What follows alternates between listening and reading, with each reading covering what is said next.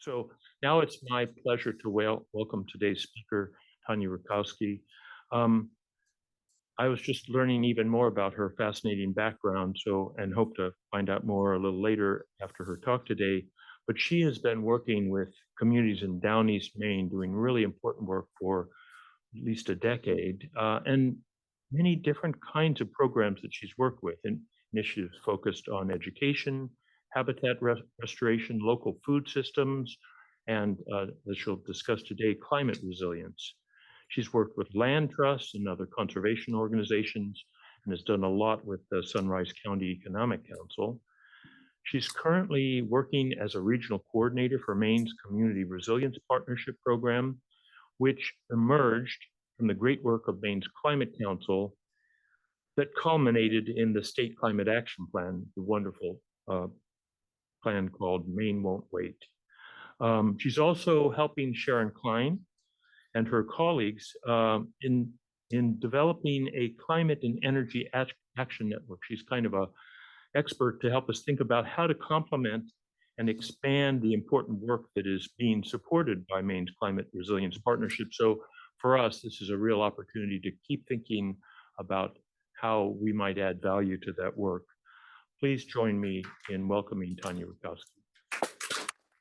Well, thank you all for inviting me to have a little chat with you all. I'm super excited to be asked to be here.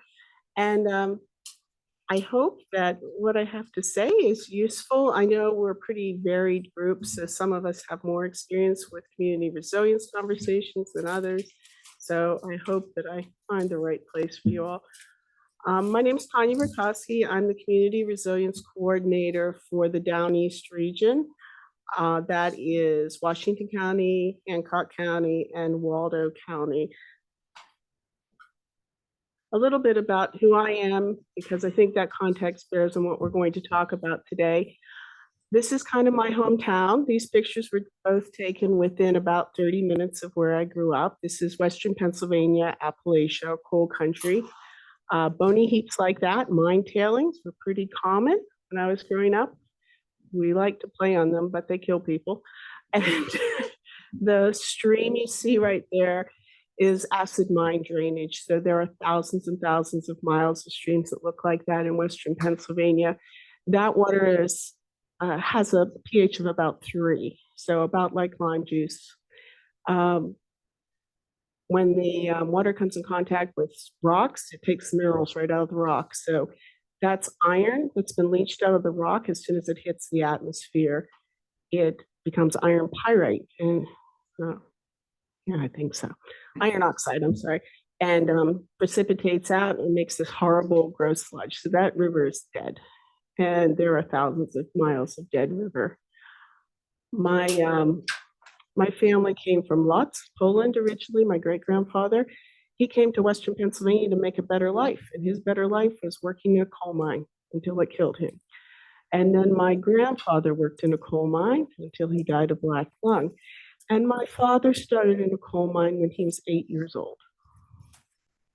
On my mother's side, we came from Germany, from Hesse-Darmstadt, 5 generations back, same valley. They were farmers, and I was born in this valley. So I'm not from here, and being from away is a big deal around here, but I get it. I get what it means to destroy your body doing dirty, dangerous, thankless work for no money and no respect. I'm also from Appalachia, Western Pennsylvania, one of the most beautiful places in the world, next to Maine, of course. And living in that place, this is actually walking distance from where I grew up, really tied me to the land and the place, and made me, I have a connection here, made me think about doing this for a living, doing this for a life. That connection of people to place is the thing.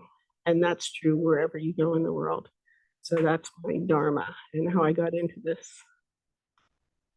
So the Community Resilience Partnership, and Dave's already talked a little bit about that, is really the way that the Maine Climate Action Plan is being put out into the communities. I'm going to struggle with this. So this is my region, Downeast region, and you'll see that that region is most of the coastal area. Am I picking up on the mic badly or not badly? It's okay.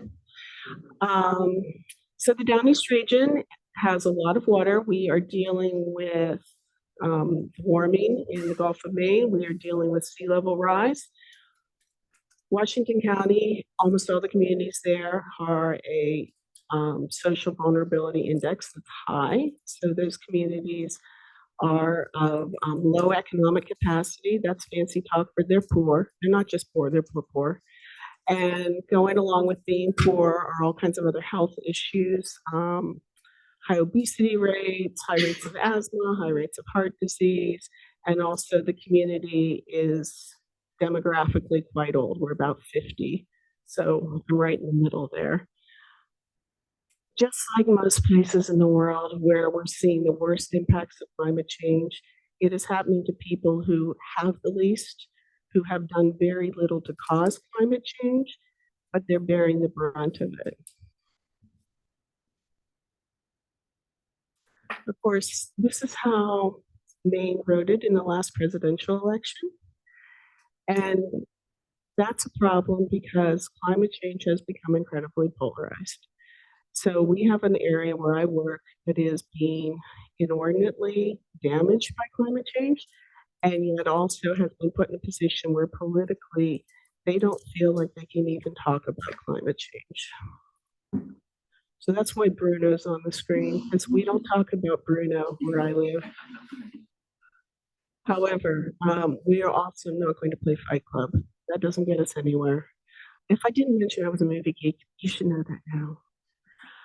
So we know that meaningful and ongoing participation in planning and decision-making processes by those who have a lived experience with an environmental problem can result in outcomes that are equitable and responsive to the local needs and aspirations. We know this. What did I do? I'm classesless. Uh-oh. Here we go. There's an X in the top right. Yeah, that is. Okay. So there's a really interesting study that came out of the University of Virginia, and they looked at the moral foundations of people, and they found out that when you ask people, and most people are moral, no matter how they may vote, what motivates you? They use very different words when you looked at their correlation between how they voted and what they thought was important morally when they made moral judgments.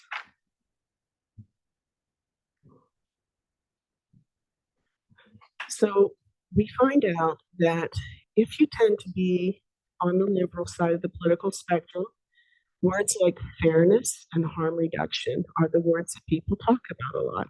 So when you're thinking about things like, why is it fair that some people get pulled over at traffic stops and end up dead, and some people don't? How could that possibly be all right?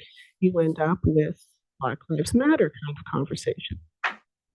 When you're looking at people who want to keep our streets clean and respect authority and be loyal to your community, you know, what do you mean we're not behind the guys who are out there putting their lives on the line to keep our streets clean?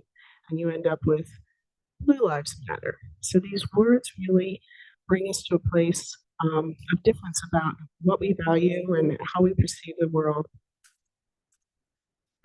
So Nelson Mandela said, if you talk to a person in a language they understand, you get to the head. If somebody starts talking to me in German, I can pretty much understand. But if you talk to a person in a language that is their language, then it goes to their heart. And when you're trying to get people to change their behavior, you have to speak to hear. You can't speak to hear.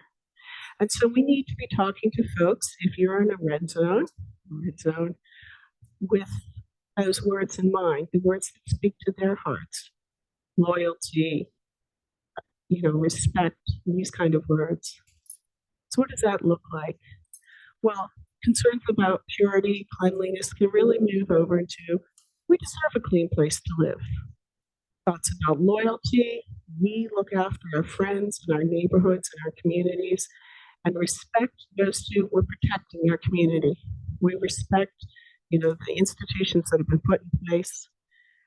And so these kind of sound like almost political advertisements, but it's because I think these people are reading the same reports. And these aren't a gimmick. This isn't a trick. This is really about framing things in a way that catch people's imagination and catch them in their heart and catch them where they want to do something about it.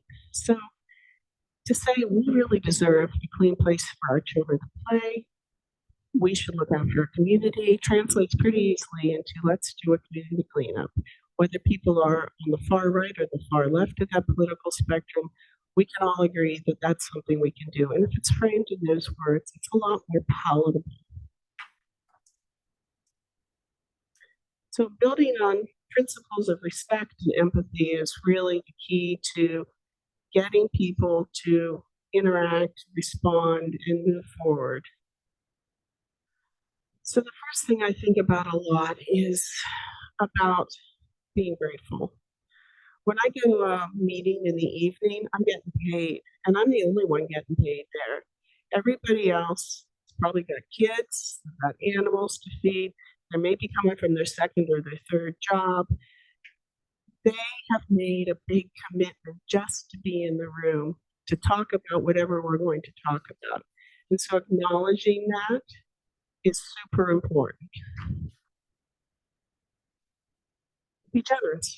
It's super important that not only is that time that they're giving us important, but they deserve our attention and they deserve to be fed. And I cannot emphasize this enough. You have to feed people. They are coming at 6 o'clock in the evening. That is dinner time. I've been at meetings where somebody was so mad, they were so angry, they refused to eat because in some way they thought that that was capitulating. It was just pizza. We just brought pizza, okay? But they wouldn't even take the food. Okay, fine, don't. But I don't want to be in a position where they say, we came, we gave them our time, we gave them our attention, and they gave us nothing. So it's just these little details. And we all know this in our normal life. And a lot of these things are about being a normal person, how we are around our friends and our family with people who we feel might be pretty hostile towards us. Still, the same thing. It's about consideration, grace. We come back a lot to thinking about this in terms of grace.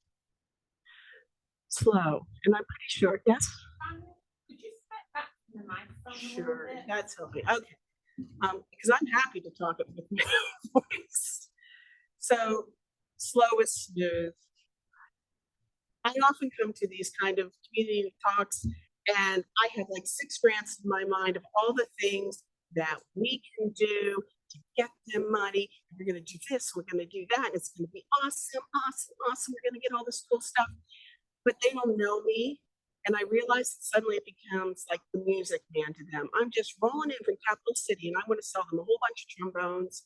And that is not going to engender any trust. So you have to move at the speed that that trust is built. And there are projects I have worked on that have been 20 years in the making, and that is exactly how fast they need to go, because that's how fast they're going. And trying to rush things and jam it down people's throat. People who already don't trust you, who are already anxious, all you feel like to them is a used car salesman. So I'm pretty sure that's why I got asked to give this talk, because I'm always going back to go slow. It's not your time, it's their time.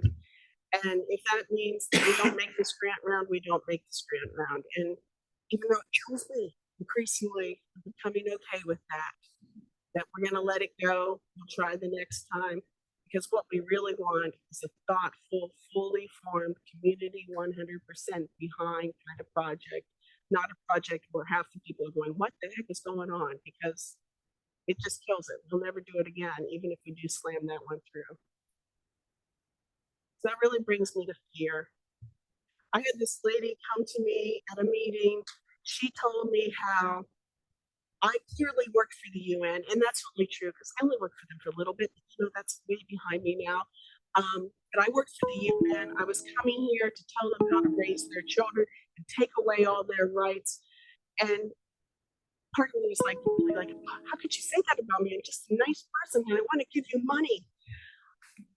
and pull back and realize what she was saying was, I am a small person. I feel completely outgunned. I feel all this pressure from massive powers that be bearing down on me. And the only thing I have left is my ability to protect my children, my personal autonomy. And to think that she was feeling that way, just, I can't be mad at her. I can't be defensive towards her. I hear this deep cry for space and dignity and love and compassion. And if we're not able to give people that, how can we possibly expect them to trust us? And so it's all about these things I was already saying about space and time and finding common ground. Because I'm a mom, she's a mom. We both want to be able to raise our children the way we see fit. We both want to raise our children in a place that's healthy and good for them.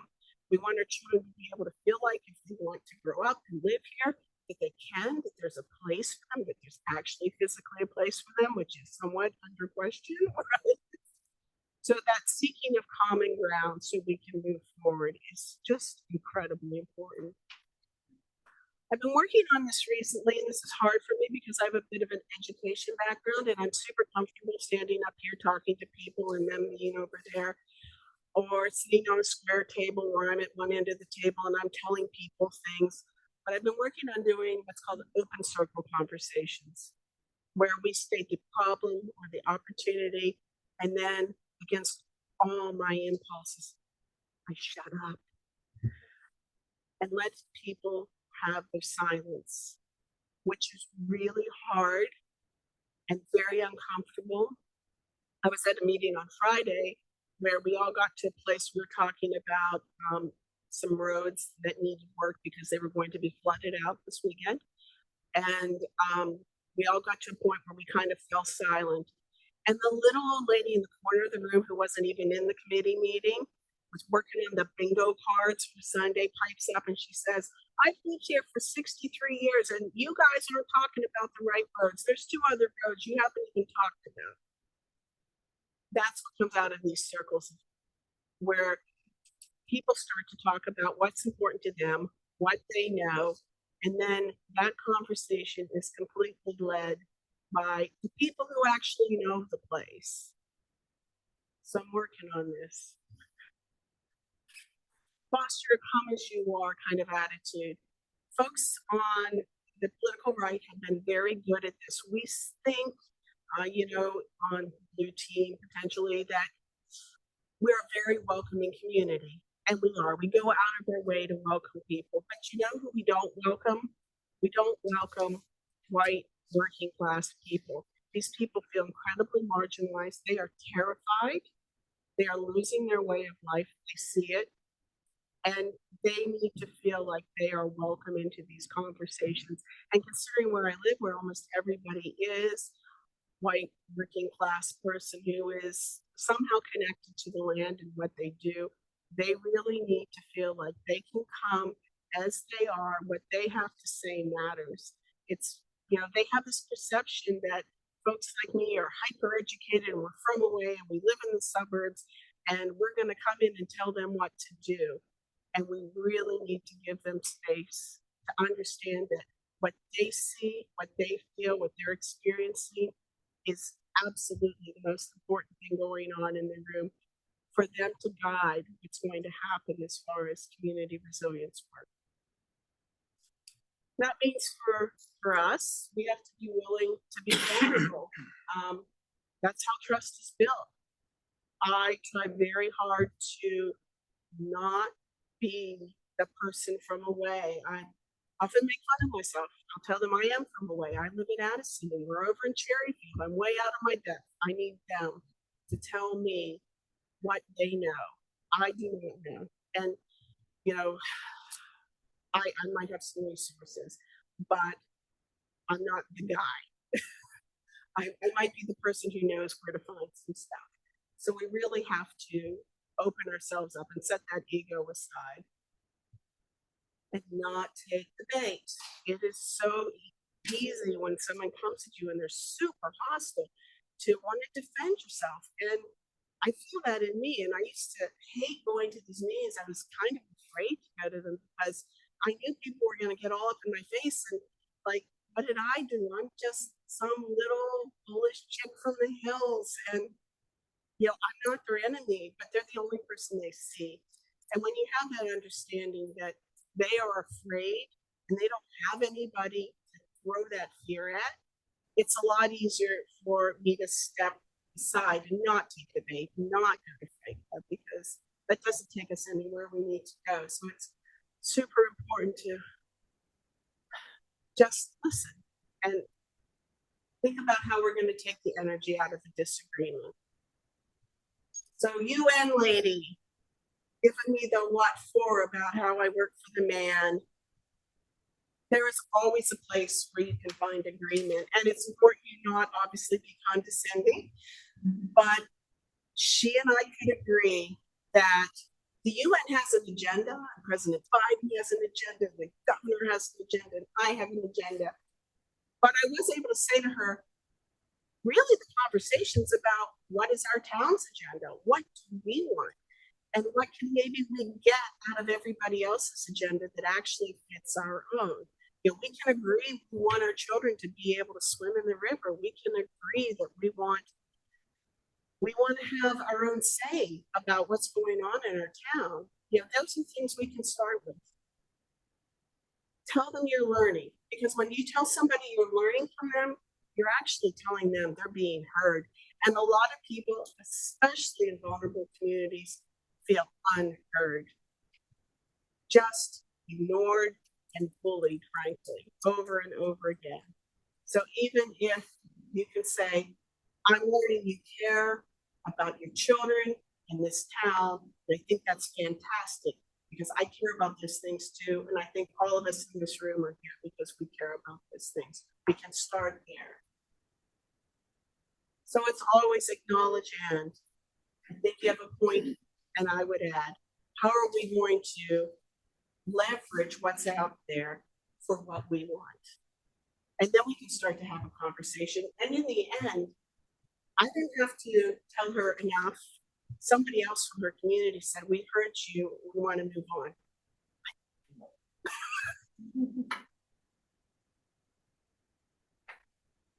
So back to Bruno.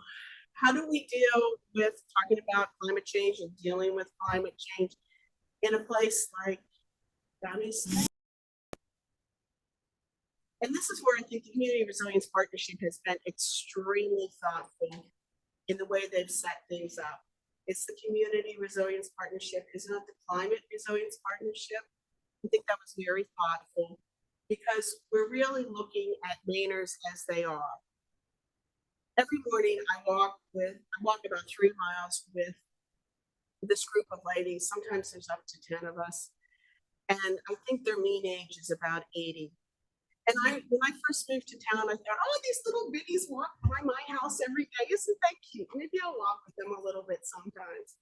Well, I found out one's a PhD, one's a nurse that's worked in the Dominican Republic. One of them used to live on Malta. One of them is Greta Gerwig's mother-in-law, so she better watch out. They were just amazing. And I realized that they're just a microcosm of the way Maine is. You have no idea the depth and breadth of knowledge there in every little community. And they are so resourceful. These ladies can butcher a moose, they can drive a boat, they can do everything and anything. And they're just Mainers. That's just how they are. I was like, oh, my people, I've come to you. And they're super practical. So we might not be able ever to say climate change is a problem in our community. But we see sea level rise, and there's no denying that. That's sterile. They're actually plowing water off the road. That's the causeway. You can talk all you want about, ice sheets in Greenland and what the meteorological data over the long term shows, and they'll argue with you about that till the cows come home. That's undeniable. They're plowing the water off the road. Obviously, this is not acceptable. The water is right in downtown. This happened last year near my house. The whole road just collapsed because the culvert was undercut by an intense storm event. So that's happening inland as well. This is the lovely town of Machias, where I work out of. Machias is 5 feet above sea level. So we have our business district below sea level with only 5 feet of sea level rise. Wastewater treatment facility. We have a marsh restoration project happening there. And we have a dike that runs across that river. That dike has its feet literally in the 1800s, and they're made of wood. So this town cannot say tomorrow we might have a problem with climate change. They are looking at right now, there are ducks swimming around the Irving station after what happened 2 days ago. So this isn't someday, this is now. And so people are actually responding to it because they're Mainers and they can argue about the ideas, but the reality is the reality, and they respond to reality. So what does that look like? For the Community Resilience Partnership, there is an enrollment process. The first round of the enrollment process is the community comes together in a meeting and discusses what they've already done. And even if they don't think they're greenies, they find out as soon as they sit down and look at what the community's done, they've already done a lot, usually to decarbonize their community, because LED lights are cheaper than running normal lights. So they've already replaced the street lights, almost all of them. Excuse me, they've maybe put on heat pumps in the school. They've maybe thought about putting an EV charging station downtown because it brings in those rich people with the Teslas. So they've already started. And when they realize they've already started, they're like, oh, okay, this hasn't been so bad. This is actually a good thing for us. We're saving money already as a town. So the next community meeting we get together at, they start to look at what would we like to do. And they're presented with a menu which follows from the Climate Action Plan.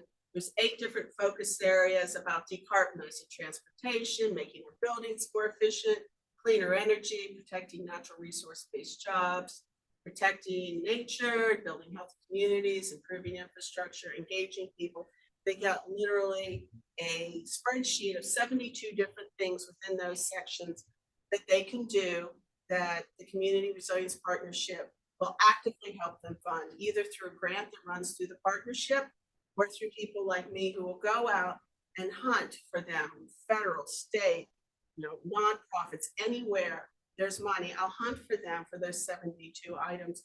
I will help them get technical assistance. If I don't know, we will find people who can offer them training to figure out how do you put a landfill on it, or how do you put a solar panel on a capped landfill? Anything, we're there for them. I had a fellow at a select board meeting, not my friend, definitely not my friend, who was trying to figure out whether or not the town should want to do this. And he said, oh, it's kind of like a buffet. It is exactly like a buffet. If you go into a Chinese buffet and all you want is rice pudding, it is there for you.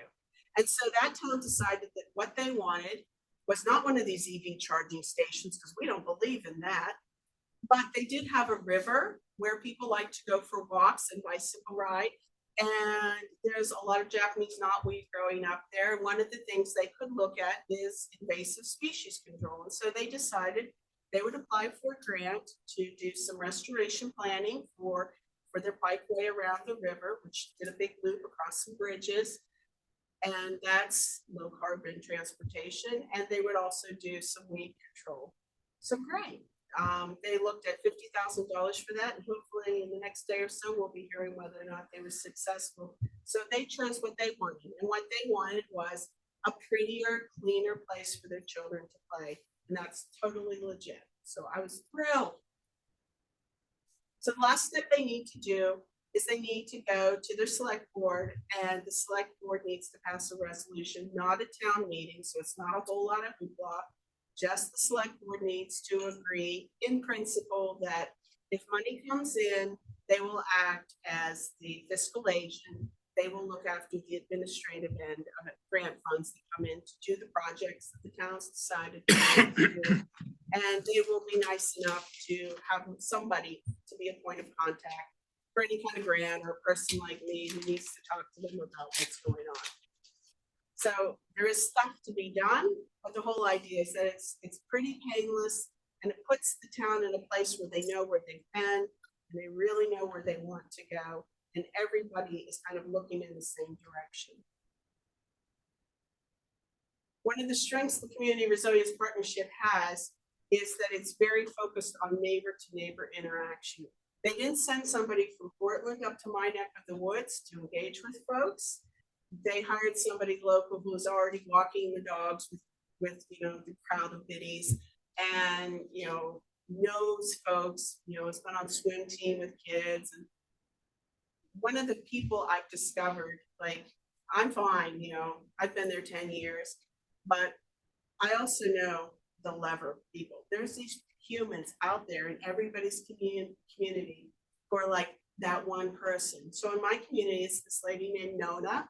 She's been married twice into families that are very large, and she has a couple of kids, and her kids have married into the community.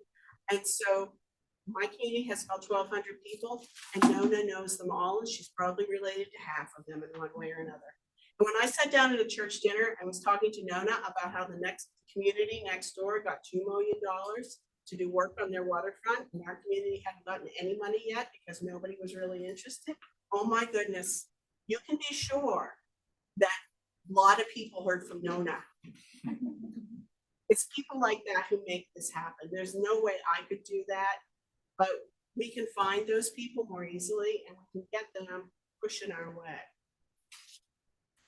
So we're now up to, I think I made up this slideshow maybe a month or so ago. I think we're up around 150 towns now have enrolled in the Community Resilience Partnership, and that's about half the population of Maine, so 50-50. I think Cornell is on board with that.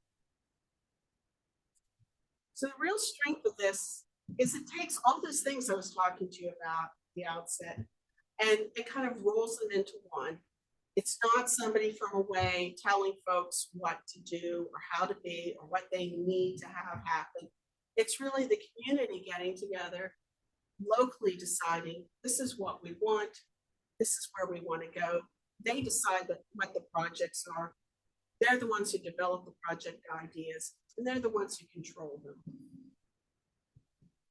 One of the things I hear a lot is, taxes, we don't want any tax money because taxes are bad, and spending tax money means we're basically taking the bait like it's some kind of Trojan horse coming into the town. Well, this tax money has already been collected. And so I often tell communities, okay, you're right, this is tax money, a lot of it. There is quite a lot of money coming from the federal government right now. That money was collected. Do they or do they not want that money spent in their town?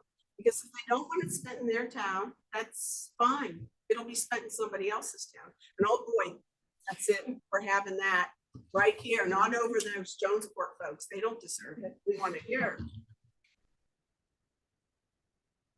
And the other thing too, I often talk to them about is that actually the Community Resilience Partnership is pretty bipartisan. Both sides of the aisle agreed that this was a good idea and that this project should be funded both for people like me doing the engagement and also for the community action grants, which are about $50,000 a pop for each town. So, again and again, I come into towns, I'm like, it's $50,000 on the table. We can either choose to chase it or not. And most of them want to chase it. And finally, it's super flexible to the needs of each community. So the town I was talking about, they don't have an EV charging station and they don't want one, and that's fine. They do have a really nice river walk coming along, I do hope. There was one town I was at where they got to the town meeting, community meeting, and they're looking around, and there was almost nobody there. Like, where is everybody? Well, they started talking about it. They realized that most of the town didn't know the meeting was happening. And then they started asking themselves, well, if most of the town doesn't even know when there's a meeting happening, how will the town know when there's a hurricane or a forest fire cuts off the one road that goes through the town? How will we let people know who don't have reliable vehicles? Because that's pretty common where we're at. How will we let people people know who are disabled, who are elderly. And so they decided they wanted to go after a grant to do an emergency communication plan. So it can be really anything communities want that they can think about and frame into our climate resilience sort of paradigm. And so it gives them a lot of flexibility to think about what they want and what they need. And I have a little video, but I think we're going to skip it because we're going to get the sound to go. What? There's lots of buttons. Oh. So yeah, questions. You there? We're gonna skip it because we're not getting sound on it. But there's a little video out there that talks about some of the projects that have gone on statewide. We had a trout fishing hatchery that went over to heat pumps and solar. We've had sewage treatment facilities being upgraded. A lot of them are right on the water, so inundated by seawater if we're not careful about what's going on. A lime project in Limestone where the Science Magnet School put up their own solar farm. So all sorts of projects like that going on, and I will get you the websites as we think. Questions? I see one in the chat.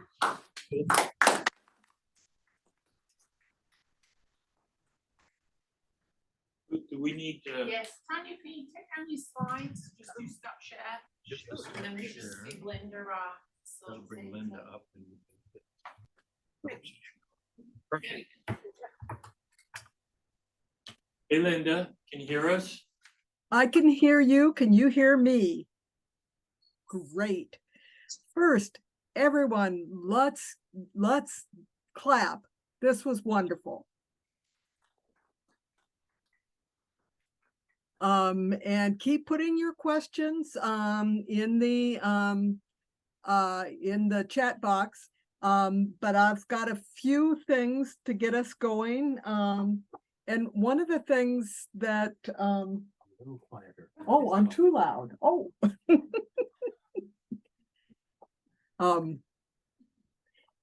One of the things that was so very interesting about this important talk is how complex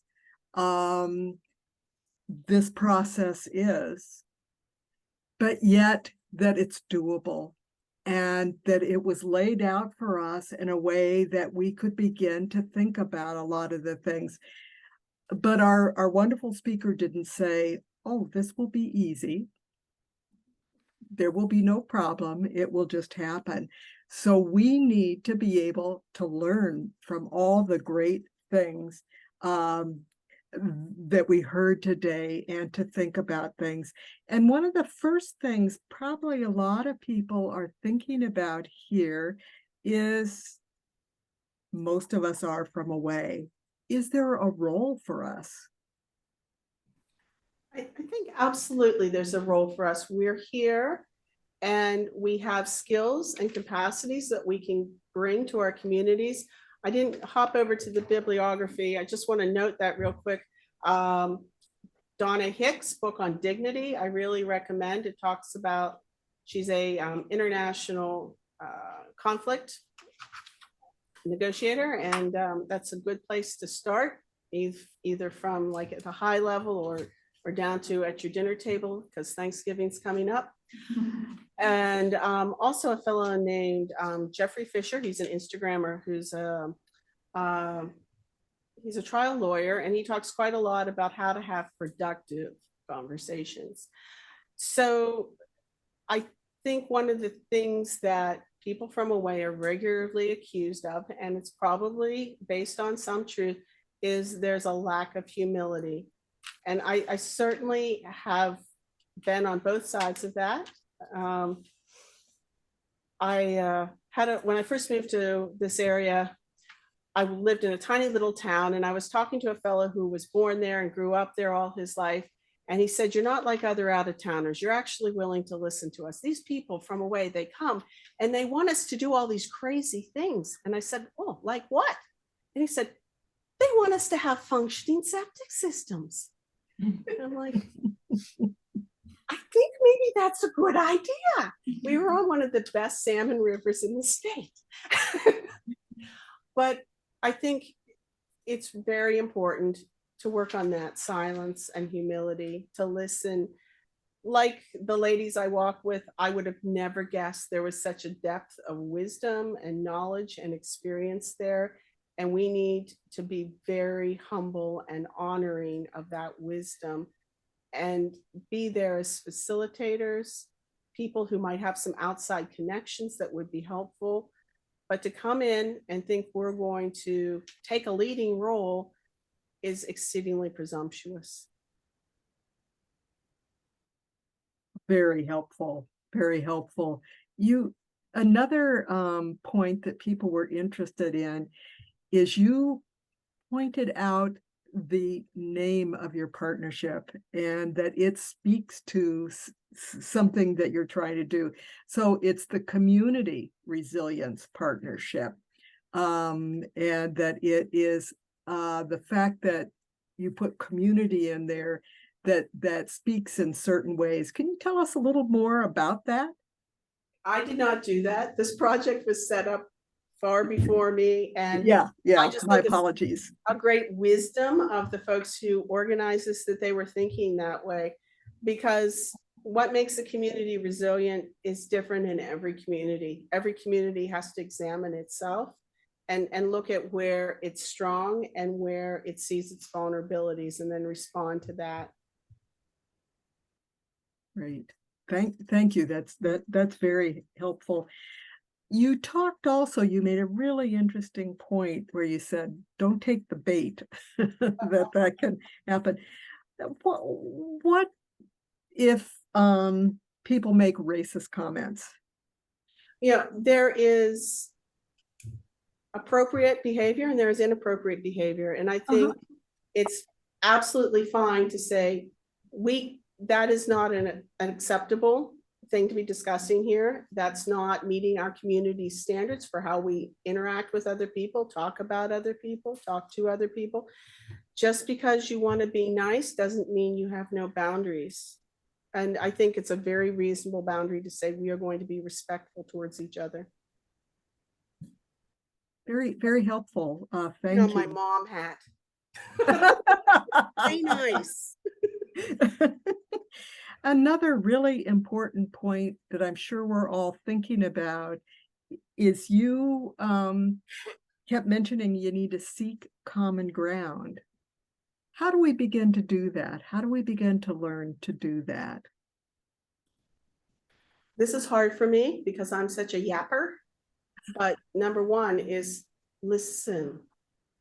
So, you have 2 ears and 1 mouth. I used to ask my mom, how come we have 2 ears and 2 eyes and 2 nostrils and 2 hands and only 1 mouth? She said, God is good. We need to listen. And we will start to hear that common ground. We will start to hear, this woman is frightened and angry. I get that. I feel frightened and angry too. I'm very frightened and angry for what we're having to deal with in this day and age. And so that's a starting place. Great. We have some questions in the room, but I want to just mention one that was written in that John Reisman, and John, if I mispronounce your name, my apologies. He's on a municipal select board and asked if you're aware that Washington County exceeds the 30% public land goal. Yes. So a lot of that land is working forest, and it's under conservation easement. So it's been a real win-win because we continue to have jobs and economic prosperity coming out of that land. And it's also available for people for recreation and conservation. Great. Oh, this is just so wonderful. And we have people there in the room that are just so eager to raise their hands and ask you a few questions. So we'll turn to them now. Thanks, Linda. Go ahead. Yeah, I was wondering if you could talk a little bit more about the enrollment process that you described in that early stage. And maybe, is this a pure coalition of the willing that you're invited? Are you inviting specific experts or representatives from different industries? And then how you frame that invitation specifically? So, Could you repeat the question just in case? oh, I think sure. I'll So the hear it. question was about the process of enrollment, and I'm going to punt to Sharon Klein because she has done most of the enrollment. So there are service providers that help the towns get through the enrollment process, and she's done a couple of them. I've helped on a few, but she might have a thought on that. Can you repeat the question one more time? I was thinking. Well, go ahead. Yeah, no, I was just thinking about like, you know, is it a completely open invitation to anyone in the public? Is it a subgroup of experts, or like you're trying to get a seat from each industry or coalition, that sort of thing? And then specifically the framing of how you send that invitation, because I know that those initial letters or emails or whatever it is matters. Yeah. So in my, can I just speak Yeah, from here? yeah, I Okay. think All that's right. So in my experience as a service provider, when I am trying to reach a community that I've never worked with before, I'll reach out to them and explain what the Community Resilience Partnership can provide them in terms of benefits, which the primary benefit is that if you're enrolled, you can apply for these state grants once or twice a year. And then the service provider grants allow somebody like me to work with them to help get them enrolled. And then I kind of offered that they could get a piece of that money for their community from that service provider grant. And so when I'm sending them, I'm usually sending them to people in town or city offices, just because those are probably the people who have something to do with the community where they'd be able to like work on the different enrollment steps. So I'm usually looking at town planners or city planners. But if I know a community a little better, I could work with a citizen, and then from there try to get into the government and work that way as well. So it doesn't have to be like, in terms of the Community Resilience Partnership, they want every community in Maine ideally to enroll, and the local or the tribal government has to be the ones that actually pass the government resolution. But the people working on the enrollment process could be citizens, they could be town or tribal staff, or they, you know, could be traditional leaders in the community, or they could be the people walking the street, the biddies. So it's usually very self-selected. It's the people who care that show up on a Tuesday at 6 p.m. Right? Exactly. But Sharon, could you give, maybe just to make it a little richer, a story about Jasmine Lamb and how she, like someone you might not have expected to bring the community together, has played a really important role? Yeah, definitely. So he's referring to my graduate research assistant, who when I got a grant from the Mitchell Center a couple of years ago, and it was working on a local community sustainable energy project with one of the tribal governments with Penobscot Nation. And so I wanted to hire somebody who was Wabanaki or had a lot of experience with Wabanaki. And I was able to hire Jasmine, and she's from the Passamaquoddy tribe. And so I gave her the opportunity to extend the work we were doing to her tribe. And so she has just kind of, you know, finding somebody who is young and energetic and passionate about sustainability in her own community has just been such a key lever. As you know, Tanya was talking about those levers in the community. Now she's started her own citizen resilience committee in Pleasant Point. She's helping Indian Township start their own citizen committee. She's helping Penobscot Nation start theirs, and just having, you know, finding, somehow being lucky enough to find that person, that lever is huge. Yeah, I believe strongly we make our own luck by leveraging what we know about the communities and finding those people. And Jasmine is awesome. She sends me emails almost every day. Hey, I saw this grant. What do you think? What do you think? And I'm like, she's awesome. And I want a Jasmine in every community, but alas, they don't We were exist. actually talking about that today. She's like, how do I make more of you? I'm like, I don't know. Francois. Yeah, so in many of these communities writ large, there are, of course, these other communities already present, like a faith community or a school Absolutely. community and stuff like that. How do those other communities within the municipality or the sort of political community interact with this kind of project? You know, it depends on the community. For instance, I was in Cherryfield working with them on their enrollment, And there was a group that was the Town Beautification Committee, and they put wheelbarrows and bicycles out and with flowers in them. And they came out and they were ready to go. And they also, a number of them were members of the local church. And so we all in these small communities know each other 4 or 5 different ways. So it turns out that a big portion of the church community was there because they care about the flowers in the flower baskets at the corner. And a big chunk of the fire department was there. So there's all this cross-pollination that happens. And so there's often a conversation about who's not here that should be here, and let's make sure that they get looped in. Thanks. Linda, do you have more that you're in? I think we're about set, except one of the interesting things again that that was mentioned that was great is this whole idea that there are 72 actions in 8 different focus areas. Sort of this idea of one thing may occur to us, but there are lots of different things. And that's part of the reason why we all need to work together is different people have different ideas. So how can we create something that comes together? Do you have any thoughts about that? Well, you need to start someplace, and that's where we are. So we're starting, and I'm hoping that as we work, we start to intermesh with each other so that one of the things I've been seeing a lot more of is them saying, well, we've got heat pumps on the schools. Maybe we should make our school a heating and cooling station or the fire department. And so now we've got public safety lining up with decarbonizing that building and also creating a place where there's increased public safety for things like hurricanes or more intense storm events that we're experiencing. And we start going from there. And one of the things I think is really exciting is when the town building has solar panels on it and the town clerk starts talking about how the bills are coming down and the select board are talking about how now they don't have an electric bill, that goes into people's houses, through the dinner table, out into, Nona's circle of friends.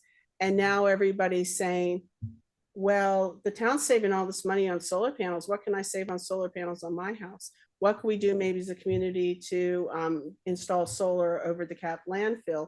What else can we do? So I think it's one of those things where you nudge that boulder down the hill and it just starts going on its own. So interesting. One final question, and that is, let's say we went into elementary schools and talked to the students and talked to the teachers. How would that work? Would that be helpful in all this, to hear the kids' stories, to have them write little children's books, or would it just kind of take us off topic? Well, certainly well beyond the scope of what I'm doing, but I think having the kids think creatively about what they could do would be a really exciting thing. One of the 72 items is community gardens, and I think would be a lovely way for kids to learn to take on a community garden at their school for their own food security, because food security is again one of the 72 items, and also to support their community. That's one of the things good old Jasmine is working on, is she's looking at community gardens to improve the food resilience for our communities. Many of our communities in Washington County are food deserts. So I think that'd be a great place to start because kids like playing in the dirt. Right. Thank you so much. Thank you all for having me.